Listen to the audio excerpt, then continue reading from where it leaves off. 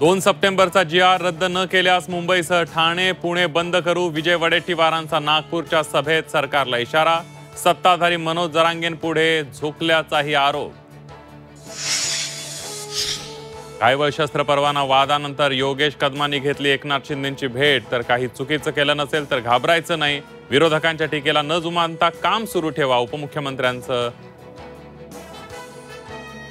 आश्वासन.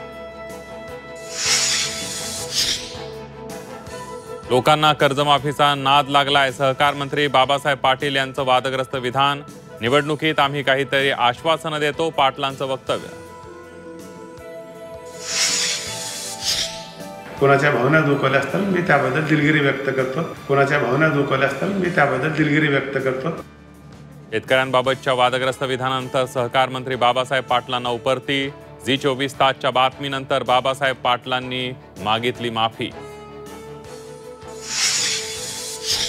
राज्यात शेतकरी आर्थिक संकटात असताना क्रीडा मंत्री माणिकराव कोकाटे परदेश दौऱ्यावर. परदेश दौऱ्याचा खर्च क्रीडा संकुलाच्या निधीतून, दौऱ्याच्या वेळेवर आणि नैतिकतेवर प्रश्नचिन्ह.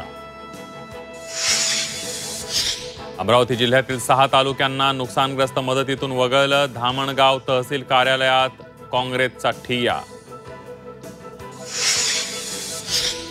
आणि सोनं चांदी खरेदी करणाऱ्या ग्राहकांना मोठा दिलासा, जळगावच्या सराफा बाजारात सोन्याच्या दरामध्ये 1,800 रुपयांची घसरण, सोन्याचे दर GST सह 1,21,000